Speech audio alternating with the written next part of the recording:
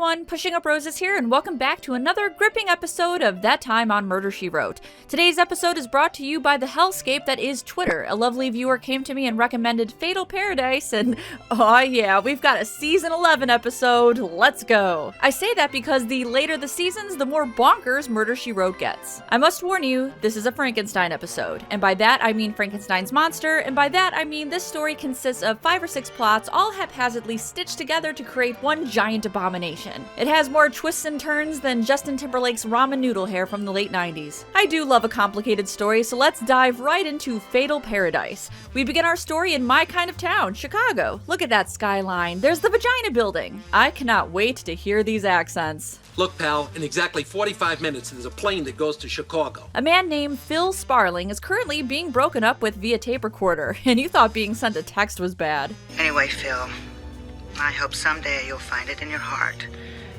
To what? Find it in your heart to what? I have to know! Needless to say, Phil is not happy about this. He calls someone and asks for a bird dog that won't ask too many questions. With the fastest zoom ever, we transition from Chicago to Martinique, where the wonderful J.B. Fletcher is on holiday. At this point in the show, Jess is a very well-known writer, and despite wanting some downtime, she is still being accosted by fans, like Melanie Venable, who wants to know if her son has any skill in writing. Venable. Is that a name or an adjective? Yeah, Mrs. Venable. Mrs. Fletcher and I have an engagement. Jess's friend interrupts, and how is it that they all have the same hairstyle? This era is certainly something for fashion. Or should I say, Hera? We learn 2 things, that this is the owner of the hotel, her name is Lauren, and her husband Maurice has a gambling problem. Her son Jeff does maintenance around the hotel and could double as an emo character from a John Hughes film. I respect that about Murder, She Wrote. It gives us years worth of exposition in about 2 minutes. Staying at the hotel is our bird dog, Charlie. He's also from Chicago. Phil here, who has this amazing bisexual sphere doodad in his office, has sent Charlie to find his wife Dory, whose hair is so white, it looks green. Gotta love those mall glamour shots. Now we're in DC for some reason, where a woman is getting a very important phone call on her very old cell phone. Phil Sparling tells her to go to Martinique.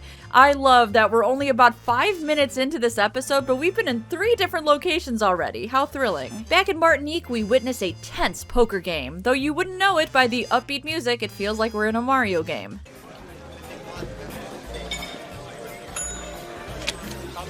Maurice here is out of money and needs to make a bet. Here we go, little stick figure for the pot. Unfortunately, he loses all of his money and this blue napkin to Graham Farrow, the guy who is allegedly running away with Phil Sparling's wife. You getting all this? We're still only 7 minutes in, folks, so try to stay with me. Debbie Harry? This is Dory. We get a brief scene of her and Lauren being extremely catty to one another. I figure what it is I kind of like threaten you. I mean, because I actually left my husband instead of, thinking about it. Murder, She Wrote walked so mean girls could fly. Why is Jess here exactly? She seems so uncomfortable. Maurice stops by and casually mentions he lost half the hotel in the poker game. I lost half of it. Maurice, no. Girl, your husband just lost half of your hotel, and this is your reaction? Maurice, no. If it were me, I'd be like, Maurice, what the fuck? Have you lost your mind? This means that he is now business partners with Graham, and everyone is just so excited. You know what I think this episode needs? Another character.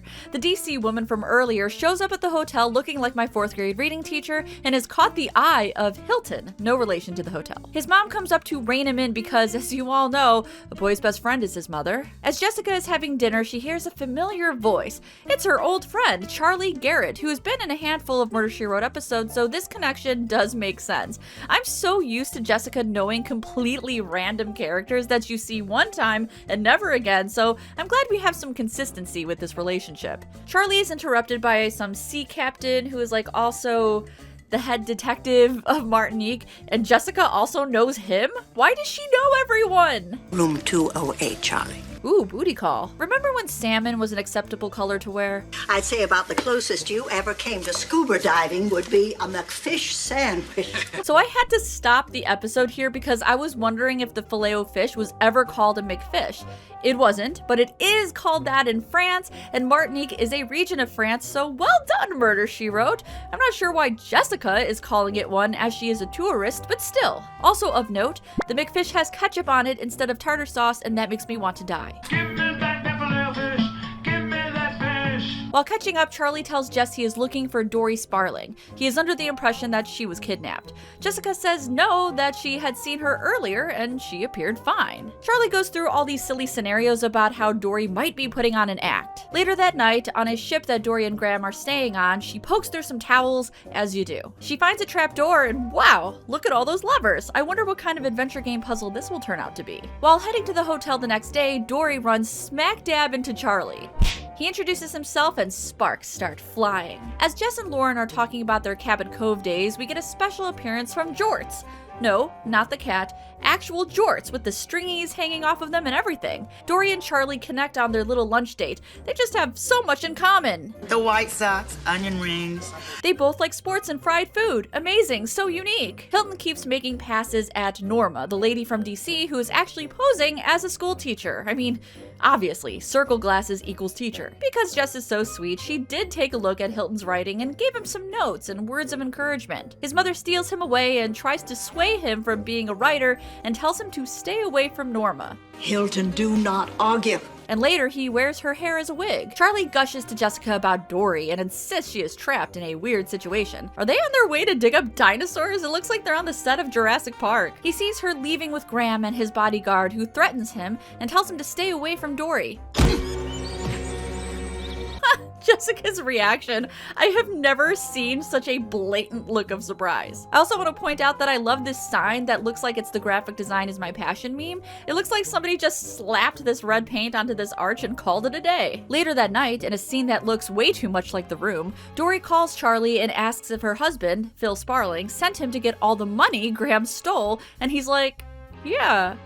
Sure, that's definitely why I'm here. She doesn't want to go back to her husband or Graham, so she asks for Charlie's help. He sneaks onto the boat she's staying at to rescue her while Jessica distracts Graham. When you're steering into the wind, you're jibing, right? And No, that's called tacking. Okay, but when do we start vibing? Honestly, I love a distracting Jessica moment. She is the queen of this tactic. She is so charming even when she's wasting people's time. So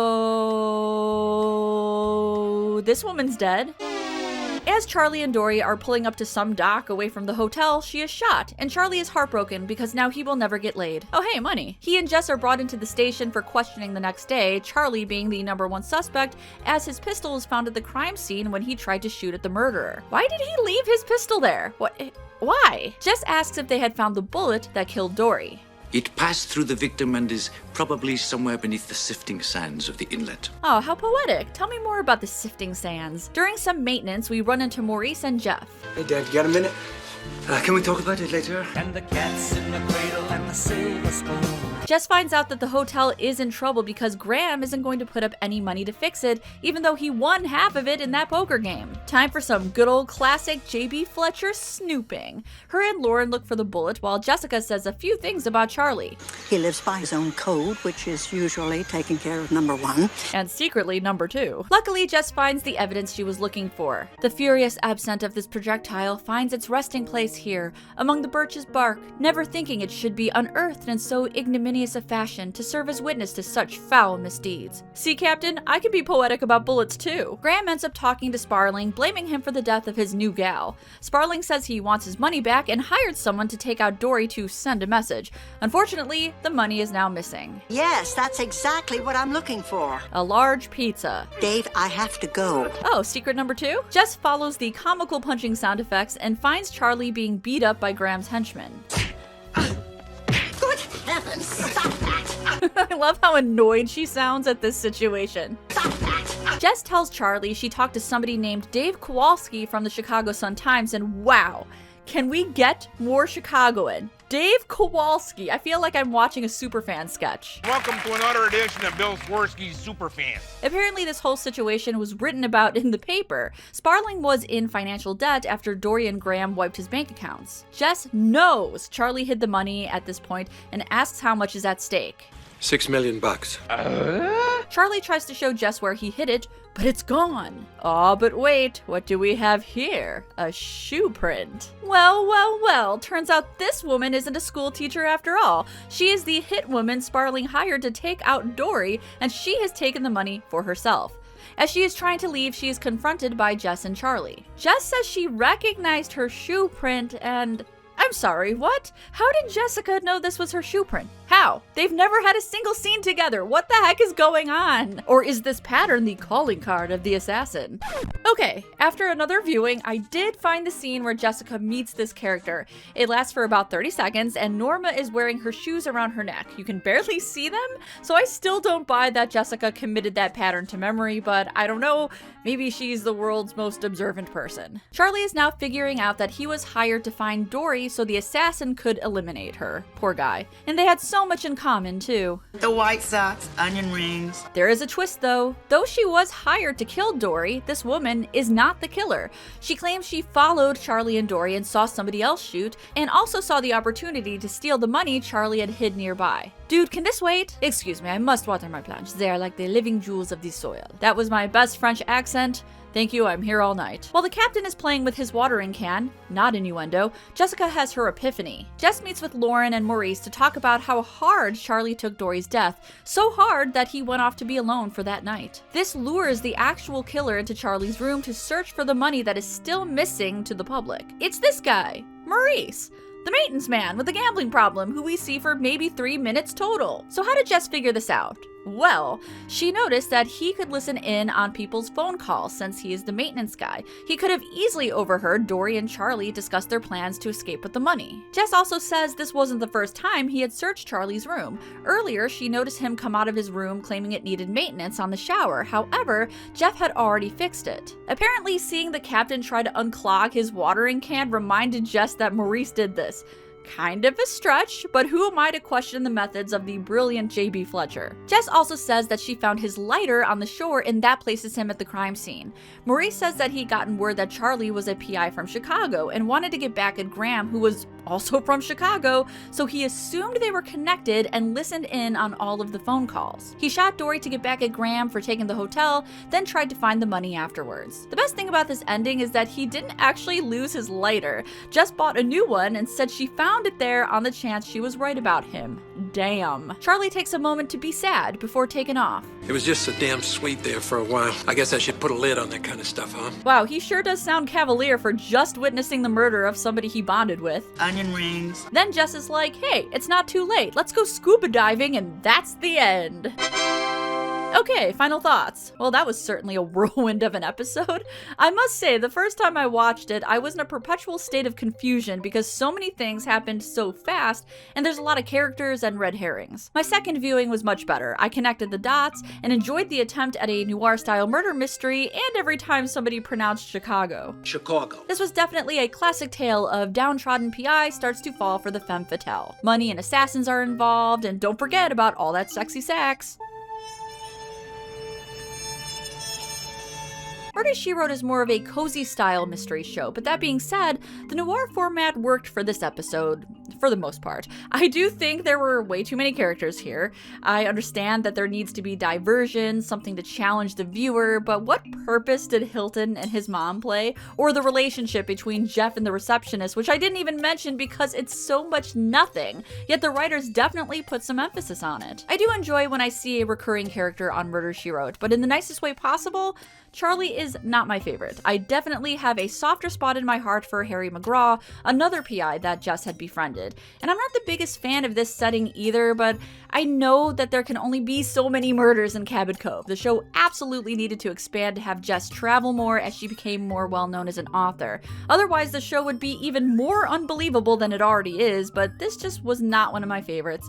Jess didn't shine, the setting didn't shine, and there wasn't enough Chicago, so now I will hold a grudge. I still enjoyed it for its absurdity. In fact, I think a lot of people might like this one because it has a more serious story versus some of the cheese that came out in those later seasons. If you've seen this one, let me know what you think, and if there's an episode of Murder, She Wrote you are dying to see me cover, please leave a suggestion in the comments. Until then, happy sleuthing. Hey Hey everyone, thanks again for watching this episode of That Time on Murder, She Wrote, Fatal Paradise. I hope you enjoyed my snark and insights about the McFish. If you want to see more from me, I have plenty on offer, but first I would like to thank my wonderful patrons for sponsoring this channel, because if not for them, I wouldn't be ordering a fillet of fish right now at this exact moment. If you want to support me and my videos, consider donating a few bucks, and if not, likes, comments, and shares are completely free and they make me blush. If you want to see more from me, I have a few suggestions up on the screen. On the right is the last episode of That Time on Murder, She Wrote, where we get spooky and witchy. And on the left is my holiday special on a Christmas/horror movie called Angel of Christmas. Oh, Hallmark, you silly. Thanks again, and as always, I will see you in the next one.